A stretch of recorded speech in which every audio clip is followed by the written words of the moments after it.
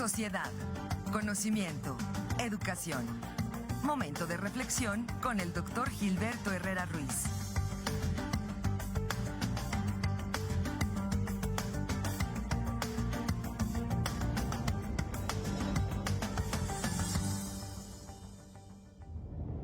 Son las 7 de la mañana ya con 36 minutos. Es viernes, es momento de generar reflexión en la voz y participación del doctor Gilberto Herrera Ruiz. Doctor, ¿cómo se encuentra? Muy buenos días, es un gusto saludarlo en esta mañana. Muy bien, muchas gracias. Buenos días, saludos a todos por allá. Gracias, doctor. Y bueno, hay un tema relevante. Dice el Coneval que en los últimos 5 años el porcentaje de personas en situación de pobreza se ha reducido en cerca del 5.6%. Hay una nota de la que saco la cifra publicada por el periódico El Economista, firmada por Maritza Pérez, y señala la misma nota que pasó de 51.9 millones de personas en 2018 al 46.8 millones para el 2022, según datos del Coneval. Y pues bueno, me parece que esto justamente podría generar reflexión en esta mañana, doctor. Sí, así es, Marco.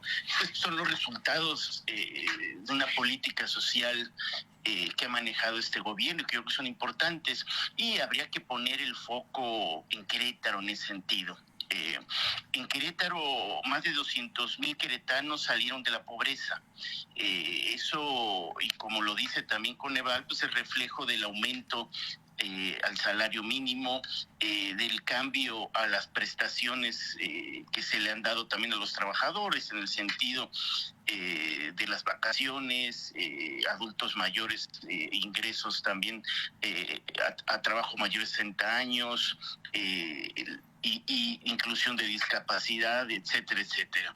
Pero igual, Marco, yo creo que una cuestión importante, Coneval, para medir la cuestión de pobreza lo maneja de una manera, como ellos denominan, multidimensional, o sea, varios temas, no nada más el ingreso económico, tiene que ver con acceso a la educación, acceso a la salud, acceso a seguridad social, háblese pensión en ese sentido, que es IMSS o ISSSTE, acceso también a la salud por IMSS e ISSSTE, el tipo de vivienda en el que vive y a su vez también el ingreso económico. Y eso es lo que reflejan ellos en sentido para poder medir la pobreza. Una importancia del ingreso económico aunado a los demás puntos. Pero bueno, ¿qué es lo que está pasando en Querétaro? 200,000 queretanos dejaron de formar parte de pobres en el estado de Querétaro, pero hay dos puntos que yo creo que son importantes, Marco. Tú sabes que Francisco Domínguez decidió que la salud se iba a hacer cargo del gobierno del estado y que tenían toda la capacidad y no firmaron el INSABI.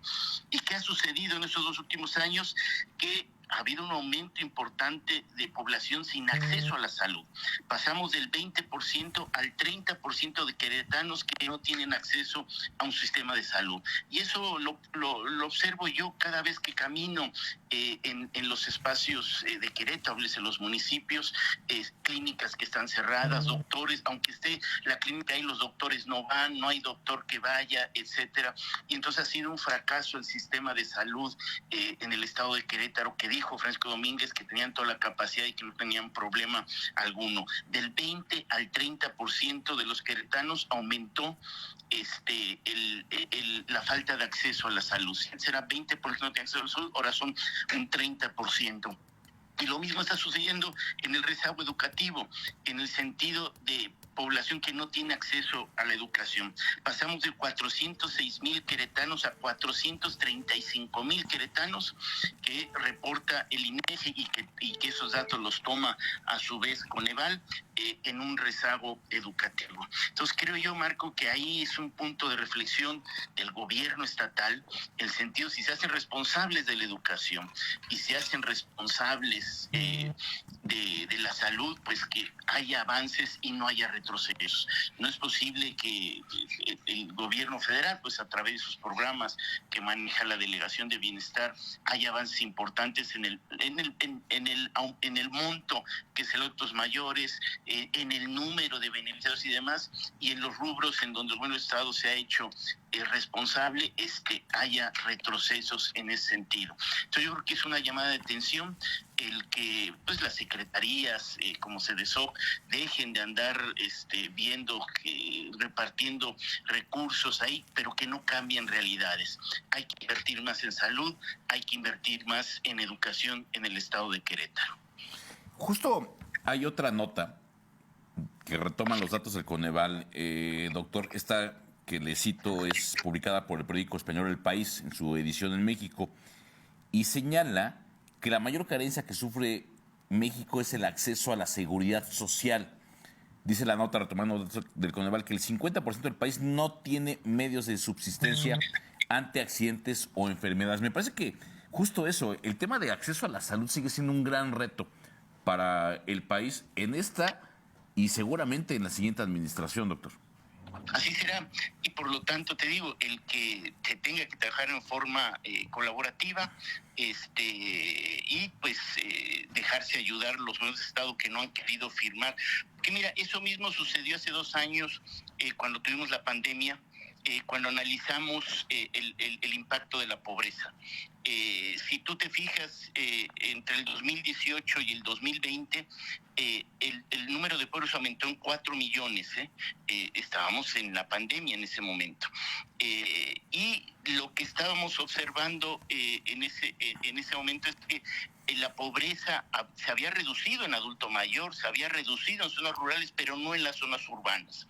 Y después cuando analizamos en qué estados estaba fallando de la zona donde había aumentado la pobreza, pues había sido Querétaro uno de ellos, Nuevo León, Jalisco, Yucatán, etcétera.